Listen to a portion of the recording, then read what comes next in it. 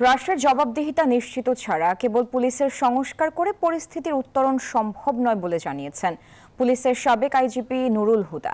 রাজধানীর স্টেডিয়াম মিলনায়তনে পুলিশ সংস্কার বিষয়ে আয়োজিত এক আলোচনা অনুষ্ঠানে কথা বলেন তিনি।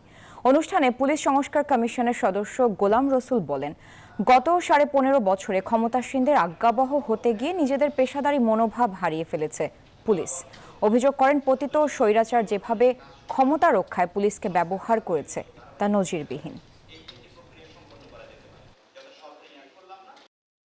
পুলিশকে ওই পরিস্থিতি ক্রিয়েট করতে হবে যখন সমাজের মধ্যে থেকে স্বতঃস্ফূর্তভাবে এই আবেদন আসে যে আমাদের একটা ভালো পুলিশ ফোর্স চাই। বিসিএস এর বাইরে একটা নতুন স্ট্রিম করা যায় কিনা সেটা নিয়েও এক ধরনের আলোচনা হচ্ছে, যে যদি পৃথকীকরণ করা হয়, পৃথক নিয়োগ, পৃথক পদোন্নতি, পৃথক প্রশিক্ষণের ব্যাপারগুলো এই কমিশনের মাধ্যমে হয়, আর এটার সাথে প্যারালালি জাতীয় জননিরাপত্তা কমিশন গঠন করা হবে।